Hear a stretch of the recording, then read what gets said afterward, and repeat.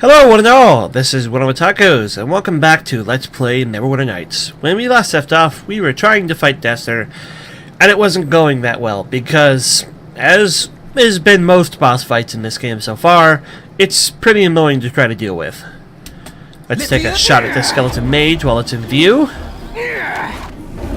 It threw a web at me. For some reason, shooting a web at me made me stop shooting him. Managed to cancel out that spell, that was pretty lucky.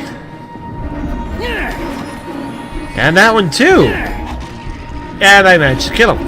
Excellent. At the end of the last video, I made a point about the fact that this is not a bad game, it's just a frustrating one from time to time. And I want to reiterate that point in this video and talk a little more in depth about it, because I realized kind of a good way to explain it. Dungeons & Dragons, which is what this game is. It's not just an RPG comparison, it's what this game actually is. Dungeons & Dragons is not a solo experience, it's a group experience. And part of it being a group experience is the game is built around the... Oh, now he's immune to magic, wonderful. My attack has no effect? That probably has something to do with his little followers. We'll see. We'll see if we can hit him now that he's well out of range. And now we'll just load. Do you guys want to start wailing on him now that he's right here? My attack has no effect? No. He's still immune to all damage. My attack has no effect? Okay, so we load and pretend that didn't happen. Anyways, Dungeons & Dragons is not a solo experience, and part of it not being a solo experience is it's meant to be a party of a wide selection of different character archetypes and builds. Dungeons & Dragons just doesn't work when you don't have that selection of archetypes and characters. Things like you have a party composed of, let's say, a wizard and a fighter, and a rogue, and a cleric. Things like that are kind of like the typical thing, the typical party build, because it provides a very wide selection of different skills and abilities. Like, for instance, clerics can heal and use divine magic. Mages can use arcane magic, which provides buffs, debuffs, utility, and a whole wide array of damaging spells. Fighters make really good, obviously, fighters, as in their very name. They specialize typically in close quarters combat, but they can also be just as good at ranged. Rangers are very similar, just a different vein of fighter. They're more of a natural fighter, but they still have the option to be good at range or good at melee. They still kind of have that archetype of just a weapons fighter, though. All these different classes, these different archetypes, combine together to make one group that can kind of tackle any situation. In regular tabletop Dungeons & Dragons, not having a wide selection of these different groups, or even outright missing certain categories of them, can be dealt with. Because if you have a DM who's worth his salt, he knows how to write for that kind of group. For instance, let's say you're playing a D&D game with a DM and 4 players, so a group of 5, but there's only 4 players. And your player base is composed of a cleric, a barbarian, a wizard, and a monk. We'll just go with that. Those are what your players are.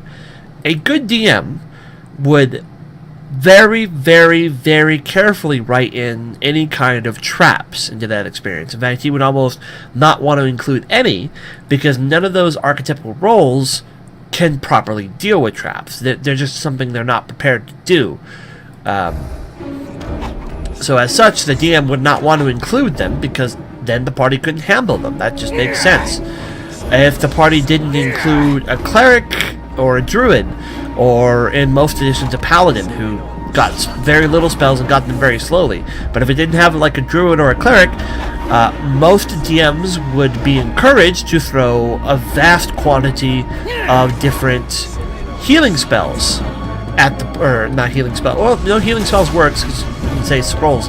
A vast quantity of either like healing scrolls or healing potions at the players, so that they have the capability to heal themselves. This is something that while we're on the while we're playing Neverwinter Nights, Neverwinter Nights does this excellently. I have a vast array of potions that most 6th level characters could barely even begin to dream about. This is just what you do as a DM to make it still a good, challenging game for your party without forcing them to fill certain archetypal roles. And this goes beyond D&D. This also goes into systems like, let's say, Shadowrun. If you don't have a Decker in the party, your experience in Shadowrun can be vastly different from a party who does, because it's a major archetypal role that is no longer being filled, that is an important part of that game system. So it's up to the DM to kind of build his session around that, like build his world around that. And that's just something that good writers know how to do. The problem with this game is not that it sets out with a party of 1 or even a party of 2. You can do that. There have been D&D games before that have tried that in the past. One that instantly comes to my mind is, say, Dungeon Hack. Dungeon Hack was just a party of 1. But at least you were a high enough level that you could theoretically, like, get stuff done in Dungeon Hack. The problem with this game, it's not that this game isn't Dungeon Hack. The problem with this game is that the writing wasn't careful enough. The design of the layout of the enemies, of the traps, of all that stuff wasn't laid out well enough for a 1 to 2 person campaign. The way the game is kind of set up, you're sort of expected to have everything, and you clearly you don't have tons of different solutions to different problems, but the game kind of expects you to, and that's its problem. Every time we come across a chest that is either locked beyond what a ranger can open or trapped beyond what a ranger can unlock. And these are not things rangers are supposed to be good at. That's why they're untrained skills for my character. That's why it takes me a lot longer to level them up. You shouldn't expect a ranger to open traps or disable locks. Every time we come across something like that, and I'm not a rogue, and I chose my companion to not be a rogue, it just shows that they didn't put in the time or didn't think about including that, where you just don't throw those things at a party that can't handle it. It would be a different situation if I selected the rogue companion, and that's where a video game with programming and choices really matters here. I understand it probably would have been difficult, but I think it would have been well worth their time. They should have thought... Hold on, let me see what he hit me with here while we're still here. Melee touch attack. Whatever he hits me with is a fortitude save versus death of DC 18. He should not be throwing anything that can one-hit kill you with a DC of 18. Phantasmal Killer does not have that high of a DC. It's like he's hitting me with, like, Disintegration Ray. Or, like, Power Word Kill. Well, that's what saving in combat's for. Elaine, come back here. Don't tank him. That's what Lineu's for. Now he's buffing.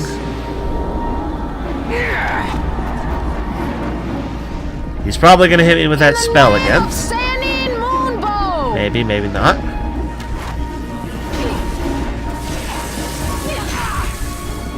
We're hurting him quite a bit here, but I'm anxious about saving.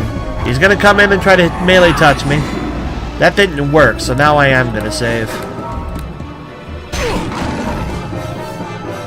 We're pretty much as healthy as it gets until he one hits us. Oh!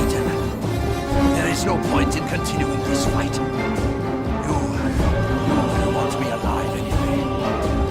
Well, that's over now. Even though he's barely injured. So that's done with. For now. I'm probably going to finish him off, trust me. But yeah, but they didn't think about a party that wouldn't have access to abundant healing, or a party that wouldn't have access to abundant trap opening or lock picking or whatever. And I get that you don't need to unlock every trap or unlock every chest or disable every trap, but as a player, it's an extremely dissatisfying experience to see a trap and not being able to open it. Like, I don't want that. If they were going to go this method where everything is trapped and locked, they should have introduced more keys. That would have solved a lot of issues. If you could just find keys to everything, like at the end of a dungeon, at the end of the boss, whatever. That's what makes sense to me. To me, just should be obvious, but they didn't. I'm going to stop ranting about this so we can talk to Desser. We'll probably come back to this subject another day, probably in another few minutes, because this game, the next time the game frustrates me, we're probably going to bring this back up, or I will bring this back up. Let's talk to Desser. I am undone. Take your bow, friend. You have your traitor. What now, I wonder? I should end your life right now. And what would that prove? No, Nasher will want me alive. He'll want reasons and justification. He'll want a villain to give to the mob. I suppose I'll be executed eventually, if just to ease the fears of the people. But it will do nothing. There is so much more to come. So little you understand. You have questions, of course, but I don't have answers. I will not give you that satisfaction, nor will I give it to the mob that awaits in Neverwinter. Your victory shall be hollow. Well, he already said that he's not going to answer our questions, and all we have now is questions. So, I guess we'll ask the one he's probably not expecting us to ask. What about Fenthic?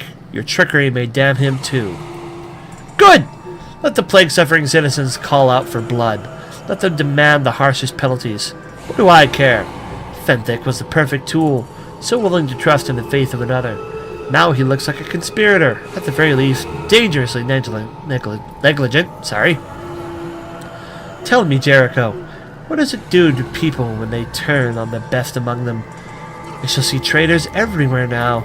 Their spirit will weaken even further.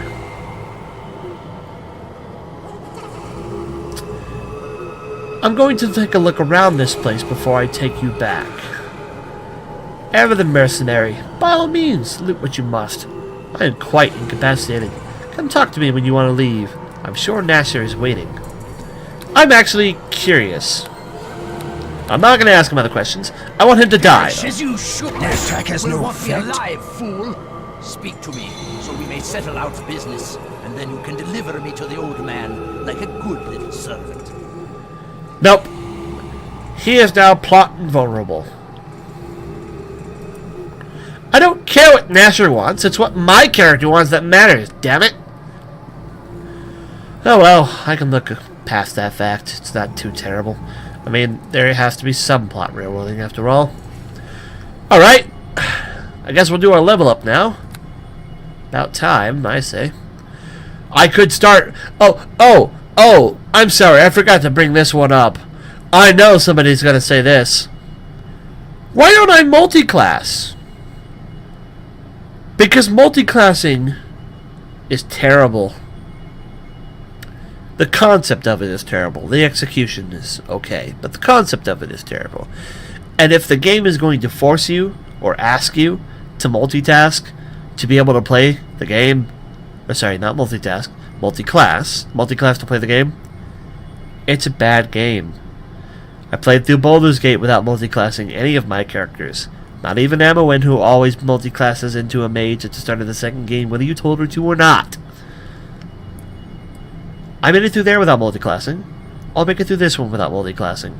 Probably complaining about it the whole way through, but I'm going to do it anyways. Ranger, not changing that. Skills, gotta put skills in the things that I don't get to be good at anyways. Gotta put a point in disable trap. Gotta put a point in open lock. I'm gonna be perpetually behind, but I don't have a choice. Maybe I can try to find something to permanently increase my intelligence so I can get more things when I level up. then probably put a point in the spot.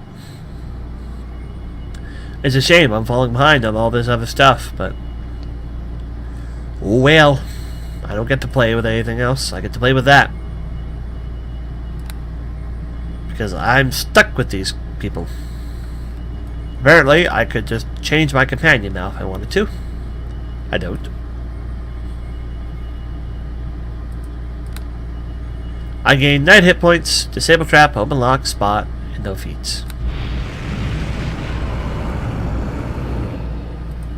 And Elaine leaves. So I can get a new Elaine. Probably stronger than the last Elaine. Alright. Start opening doors. There's probably no real animated threats past Desert, but there still might be traps and locks and etc, etc. This one is actually unlocked. Ooh, would you look at that? A wand of sleep. Do you see how I unlocked a chest and got a reward for it? Something I can immediately sell for profit since my character can't use wands. You see how I did it again? More of that, please. And a longbow +1. Look at that! Loot! Loot I can just take. Isn't that special? Are we really over 16 minutes in? All I've been ranting about is just the game's poor design. We can loot these for Dragon's Blood, Potions of Lore, Potions of Fox's Cunning. Again, good actual loot. And I realized the chests that are just locked probably don't have much valuable stuff in them. But it's still the idea of leaving a chest behind is just not something that would ever happen.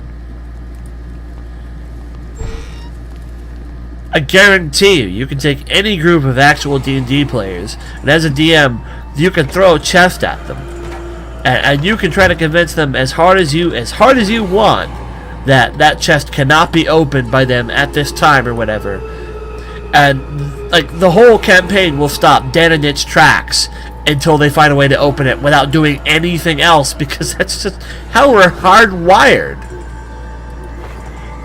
It's how it is. This is still a really good game. It's frustrating. This one is locked. Let's see if I can get it open. Probably can't. Oh, no, I actually can. Hallelujah. Didn't have very much of value.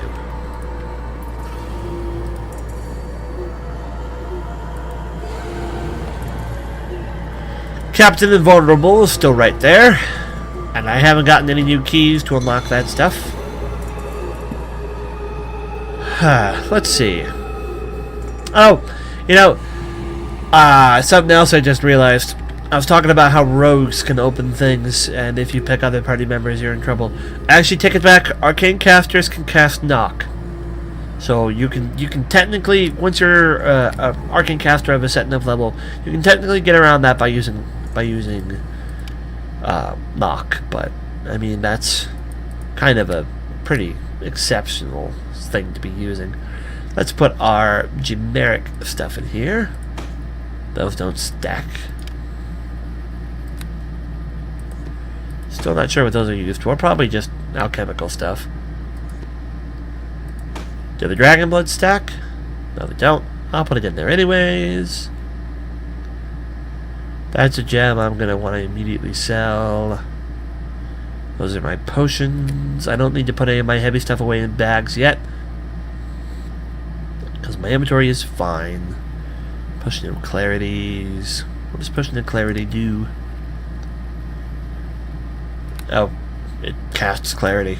Not a spell you use very often. Not in my experience, at least. At least with an S. Okay. Not fooling around in that box. Now we'll leave. Actually, will we? Probably not.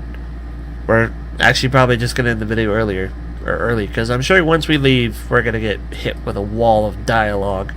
And I don't want to go through that when we're at the very end of this one. So, I will see you guys later. I'm actually... Should I just rest? I should just rest. Give me a minute here, buddy. We can heal up and Lindy can get her spells back.